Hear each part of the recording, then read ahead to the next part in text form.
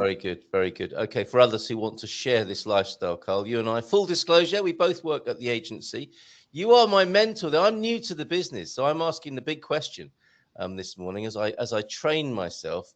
You come to this business and you have a few ideas of what it's like, but really, you need to know the sort of kind of secret sauce. So let's have a look at the list of ingredients this morning of what makes a good real estate agent consultant. What do you think that is? It's work in progress, of course, isn't it? You're building experience every year. You're working with more people.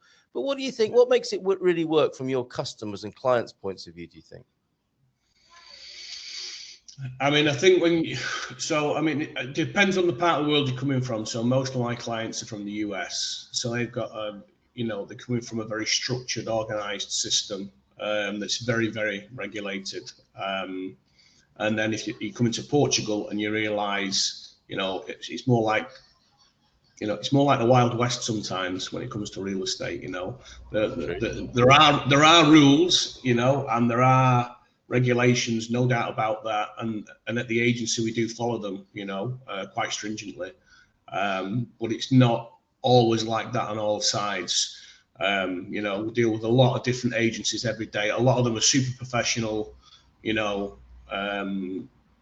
ready with the documentation, all that kind of stuff. And then you get the others, which are just a bit like, been like it for 20 years, doing it like this way, why change? So this is the spectrum we're looking at, isn't it? Like clients, customers who are used to a highly regulated, organized and professional business from the US, for example. I mean, that is the marker at one end, isn't it?